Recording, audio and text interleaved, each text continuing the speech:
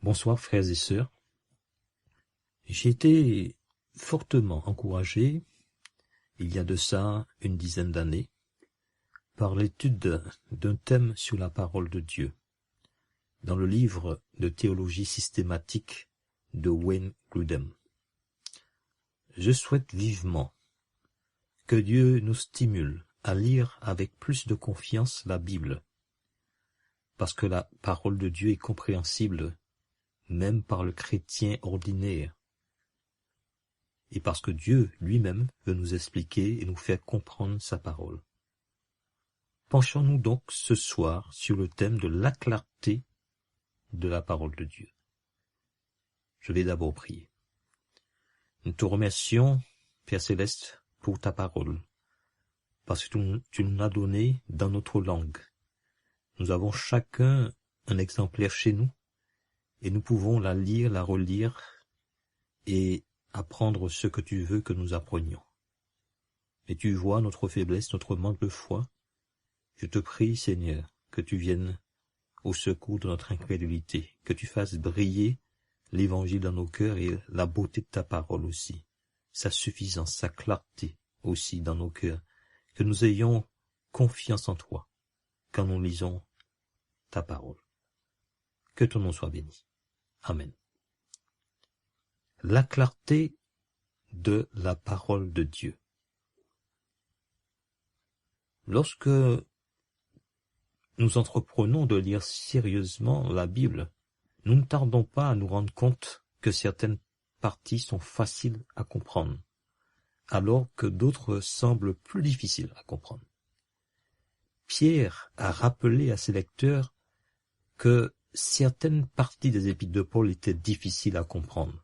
Et je lis avec vous 2 Pierre, chapitre 3, versets 15 à 16.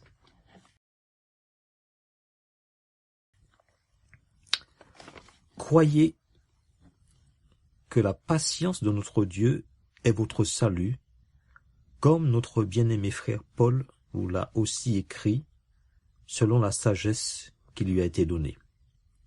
C'est ce qu'il fait dans toutes les lettres où il parle de ces choses, dans lesquelles il y a des points difficiles à comprendre, dont les personnes ignorantes et mal affermies tordent le sens, comme celui des autres Écritures, pour leur propre ruine. Nous devons admettre que toutes les parties de l'Écriture ne sont pas faciles à comprendre. Mais ce serait une erreur de penser que la majeure partie de l'Écriture, ou l'Écriture en général, est difficile à comprendre. En fait, l'Ancien Testament et le Nouveau Testament affirment à maintes reprises que l'Écriture est écrite de telle manière que son enseignement soit compris par les croyants ordinaires. Dans 2 Pierre chapitre 3, versets 15 à 16 que nous venons de lire, Pierre fait référence aux enseignements d'une lettre de Paul que le lecteur de Pierre avait lue et comprise. En fait, il adresse des reproches à ceux qui déforment ces passages pour leur propre ruine. De plus, il ne dit pas qu'il s'y trouve des passages impossibles à comprendre, mais seulement difficiles à comprendre.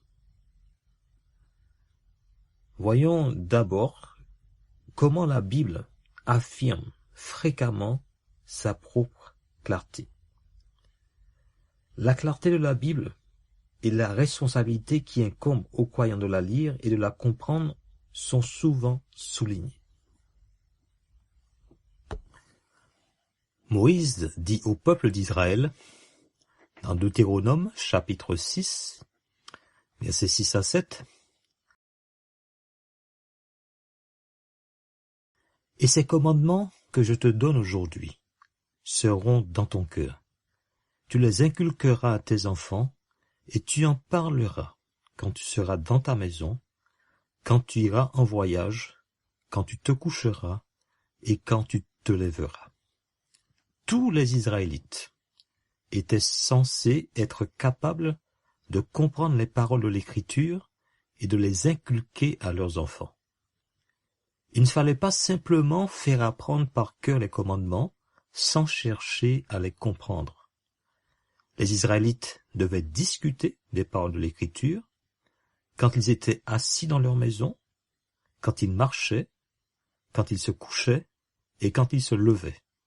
Dieu s'attendait à ce que tout son peuple connaisse sa parole et soit capable d'en parler et de l'appliquer correctement aux situations ordinaires de la vie. De même, le psaume 1 déclare « Heureux celui qui médite la loi de l'Éternel jour et nuit ». Psaume 1, versets 1 à 2. Cela suppose que celui qui médite quotidiennement la loi de l'Éternel comprend correctement l'Écriture. L'Écriture est claire au point que même les simples peuvent la comprendre et devenir sages grâce à elle. Nous lisons dans le psaume 19 au verset 8 dans la Bible, à la colombe, « Le témoignage de l'Éternel est véridique, il rend sage le simple ». Et dans le psaume 119, verset 130, dans la Bible à la colombe, « La révélation de tes paroles est claire, elle donne de l'intelligence au simple ». Qui est le simple? Le simple, ce n'est pas seulement celui qui manque de capacité intellectuelle, c'est aussi celui qui manque de jugement, celui qui a tendance à faire des erreurs et qui se laisse facilement égarer. Dans le livre des Proverbes, nous lisons, il y a beaucoup de références au simple. Dans Proverbes chapitre 1, verset 4, Proverbes chapitre 7, verset 7, Proverbes chapitre 8, verset 5, chapitre 9, verset 6, 14, chapitre 14, verset 15 et 18, chapitre 22, verset 3, chapitre 27, verset 12. La parole de Dieu est si compréhensible et si claire qu'elle rend sage même les simples, même le simple. Cela devrait être un encouragement, frères et sœurs, pour nous tous. Cela devrait être un encouragement pour tous les croyants. Aucun d'entre nous ne devrait se considérer trop stupide pour lire l'Écriture et en tirer de sages instructions. Ouais. On retrouve la même idée dans le Nouveau Testament. À aucun moment dans ses conversations avec ses contemporains, Jésus ne reproche aux Écritures de l'Ancien Testament de manquer de clarté. Bien que ses interlocuteurs vivent au 1er siècle, soit environ 1000 ans après David, 1500 ans après Moïse, 2000 ans après Abraham, il les estime capables de lire et de comprendre correctement les Écritures de l'Ancien Testament. À notre époque, on entend souvent dire qu'il est difficile d'interpréter correctement les Écritures. Pas une seule fois dans les Évangiles, nous entendons Jésus mettre en cause la clarté des Écritures. Par des remarques de ce genre, « Je ne comprends pas d'où vient votre problème. » Les Écritures ne sont pas très claires à ce sujet. Au lieu de cela, lorsqu'il s'adresse à des spécialistes de la loi ou à des gens du peuple sans instruction, ces réponses partent du principe que si un enseignement de la parole n'est pas compris, le problème ne vient pas de la parole, mais le problème vient de celui qui ne comprend pas ou qui rejette ce qui est écrit. Voici comment il répond à ces contradicteurs. Dans l'Évangile selon Matthieu, au chapitre 12, verset 3, « N'avez-vous donc pas lu ?» Ou dans Matthieu chapitre 21, verset 42, « N'avez-vous jamais lu dans les Écritures ?» Ou même, vous êtes dans l'erreur parce que vous ne connaissez pas les Écritures, ni quelle est la puissance de Dieu. Matthieu chapitre 22, verset 29. De même, la plupart des épîtres du Nouveau Testament sont adressées non à des responsables d'Église, mais à des assemblées entières. Paul écrit, par exemple, en Galates chapitre 1, Paul écrit à l'Église de Dieu qui est à Corinthe. Dans 1 Corinthiens chapitre 1 verset 2. Et dans Galates chapitre 1 verset 2, Paul écrit aux églises de Galatie. Dans Philippiens chapitre 1 verset 1, Paul écrit à tous les saints qui sont à Philippe, aux évêques et aux diacres. Paul part donc du principe que son auditoire peut comprendre ce qu'il écrit et il encourage le partage de ses lettres avec d'autres églises. Dans Colossiens chapitre 4 verset 16, nous lisons par exemple « lorsque cette lettre aura été lue chez vous, faites en sorte qu'elle soit aussi lue dans l'église des Laodiciens et que vous lisiez à votre tour celle qui vous arrivera de Laodicée. Dans Jean, chapitre 20, versets 30 à 31, nous lisons ces propos très instructifs. Jean, chapitre 20, versets 30 à 31.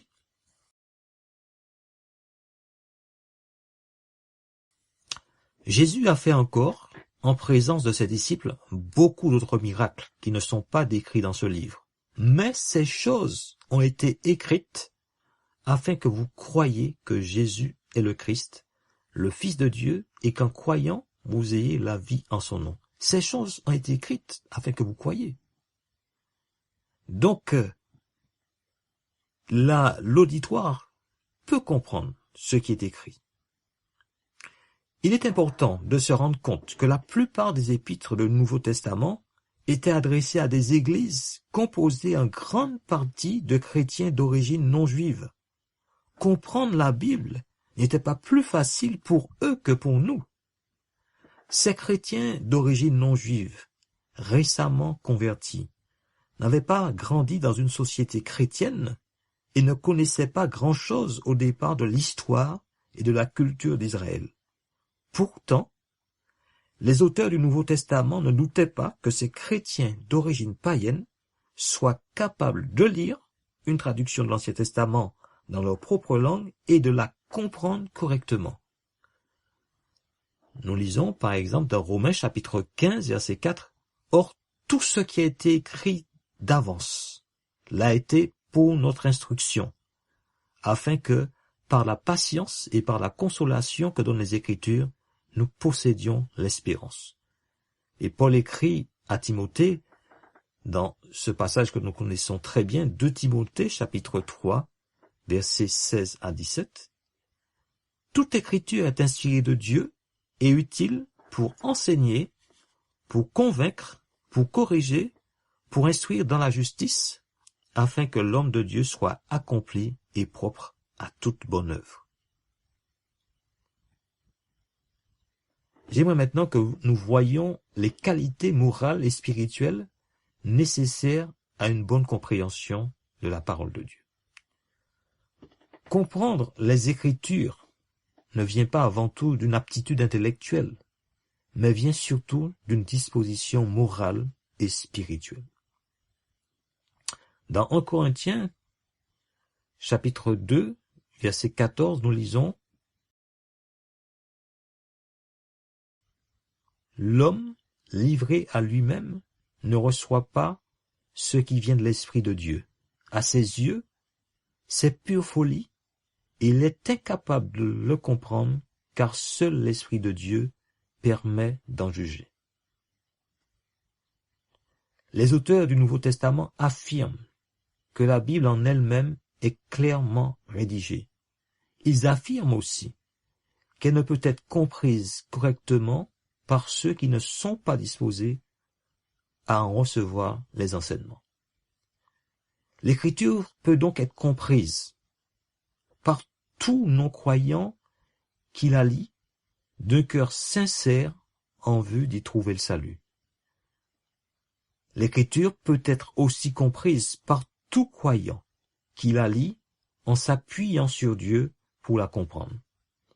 Dans les deux cas, le Saint-Esprit est à l'œuvre pour vaincre les effets du péché et nous permettre de recevoir la vérité.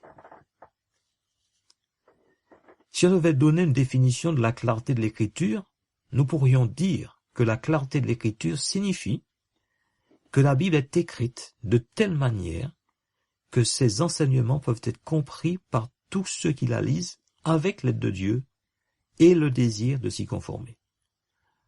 Pourtant, nous devons reconnaître que beaucoup de gens, et même des chrétiens, ont une mauvaise compréhension de l'Écriture. Voyons alors pourquoi beaucoup de gens comprennent mal l'Écriture. Du vivant de Jésus, ses disciples par moments n'ont pas réussi à comprendre l'Ancien Testament et les propres enseignements de leur maître. On voit ça dans Matthieu chapitre 15, verset 16 par exemple, Marc chapitre 4, verset 10 à 13, ou verset 6 chapitre 6 à 52, ou chapitre 8 dans Marc toujours, chapitre 8, versets 14 à 21, chapitre 9, verset 32. Alors quelles sont les causes? Pourquoi beaucoup de gens comprennent-ils mal l'écriture? Il y a deux causes. Tout d'abord, surtout les disciples, c'était à l'époque de Jésus, certains événements de l'histoire de la rédemption ne s'étaient pas encore produits, et notamment dans la vie de Jésus lui-même. Dans Jean chapitre 12, verset 16, Jean chapitre 13, verset 7, Jean chapitre 2, verset 22. Et une deuxième cause pour les disciples, c'était à cause de leur propre manque de foi ou la dureté de leur cœur. Luc chapitre 24, verset 25. En outre, il y a eu des moments dans la vie de l'Église primitive où les chrétiens ne comprenaient pas ou n'étaient pas d'accord sur les enseignements de l'Ancien Testament ou les lettres apostoliques. Notez par exemple le temps qu'il a fallu aux premiers chrétiens pour comprendre les implications de l'intégration des non-juifs dans l'Église. On lit en Actes chapitre 15, verset 7, une grande discussion s'était engagée lors du concile de Jérusalem. Notez aussi les tergiversations de Pierre sur ce sujet dans Galates chapitre 2, versets 11 à 15, ou encore les nombreux problèmes de doctrine ou d'éthique qui ont dû être corrigés par les épîtres du Nouveau Testament.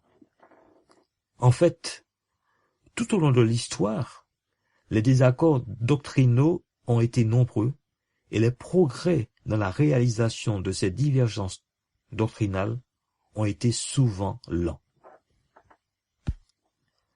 Afin d'aider les gens à développer leur don d'interprétation de l'écriture et à ne pas se tromper dans leurs conclusions, de nombreux docteurs de l'Église ont élaboré des principes d'interprétation. L'herméneutique, qui est l'étude des méthodes correctes d'interprétation, l'exégèse, qui est le processus d'interprétation d'un texte scripturaire. L'existence de nombreux désaccords quant au sens de l'écriture tout au long de l'histoire nous rappelle que la doctrine de la clarté de l'écriture n'implique pas que tous les croyants soient d'accord sur tous les enseignements scripturaires. La faute n'est pas aux Écritures. Il y a le même problème avec l'autorité des Écritures. On affirme l'autorité divine des Écritures, mais beaucoup ne s'y soumettent pas. De la même manière, nous affirmons que tous les enseignements scripturaires sont clairs et peuvent être compris, mais nous sommes également conscients que les gens, à cause de leurs propres manquements, comprennent de travers ce qui est écrit clairement dans la Bible. J'aimerais terminer par un dernier point, un encouragement pratique découlant de la doctrine de la clarté de l'écriture. La doctrine de la clarté de l'écriture a de nombreuses implications pratiques, importantes et encourageantes. Il existe deux causes possibles de désaccords doctrinaux ou éthiques.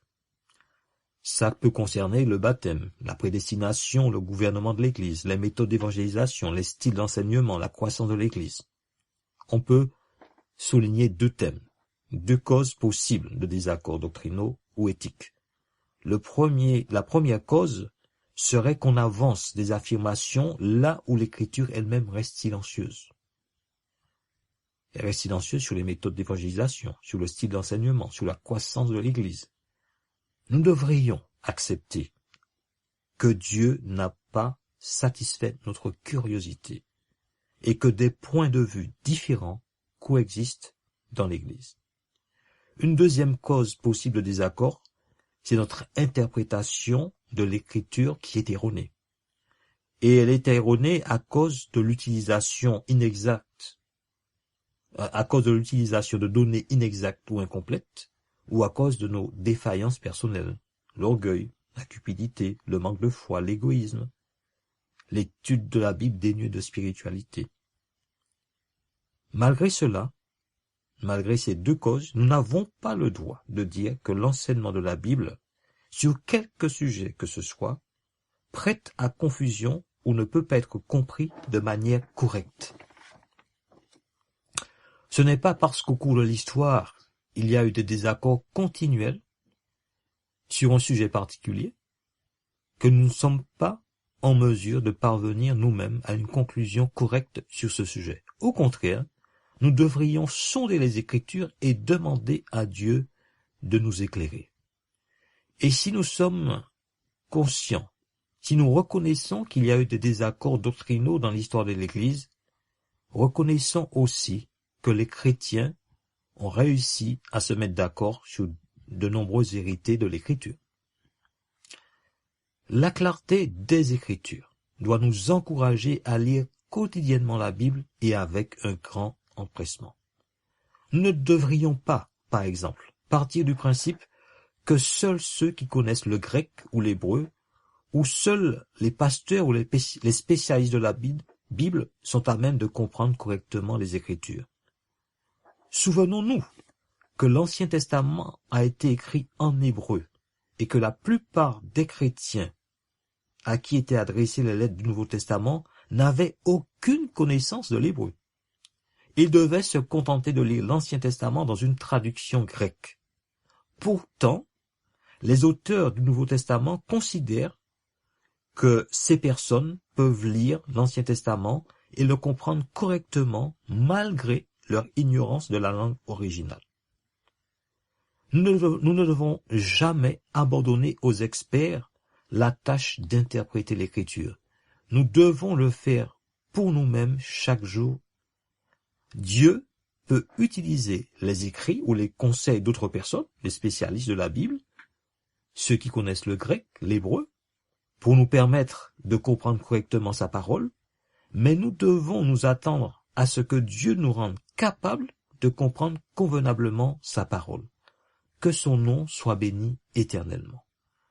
Et j'aimerais terminer cette méditation avec Deutéronome, chapitre 6, versets 6 à 7, que nous avons pris en introduction. Que ces commandements que je te donne aujourd'hui restent gravés dans ton cœur. Tu les inculqueras à tes enfants, et tu en parleras chez toi dans ta maison, et quand tu marcheras sur la route, quand tu te coucheras, et quand tu te lèveras. Eh bien, je terminerai par la prière, et chacun pourra prier chez lui, louer le Seigneur aussi avec des cantiques, prier pour les divers sujets dont nous avons connaissance. Je termine donc par la prière. Merci Seigneur pour ce moment dans ta parole, dans les Écritures. Merci de nous rappeler la clarté des Écritures et nous encourager ainsi à la lire avec diligence, avec empressement, avec confiance, parce que les chrétiens du premier siècle ne connaissaient pas plus l'hébreu et le grec que nous. Et tu avais pourtant l'assurance qu'ils allaient comprendre la parole qu'ils allaient entendre de la bouche de tes disciples. Alors nous voulons, Seigneur, te demander la grâce d'être zélés dans la lecture de la parole, de nous réjouir de ce que tu nous as laissé, de la laisser habiter en nous abondamment, de nous délecter, de nous nourrir de cette parole. Et tu as dit qu'elle ne reviendrait pas à toi sans effet. Nous te remercions, Seigneur, parce que c'est une parole vivante et efficace. Nous te remercions pour l'Esprit qui nous aide aussi dans notre faiblesse, qui nous rappelle tout ce qui te concerne et qui veut nous rendre semblables à Christ. Merci, Seigneur, pour ces projets que tu as pour nous. Et nous te demandons de nous faire grandir dans la foi. Que ton nom soit béni. Amen.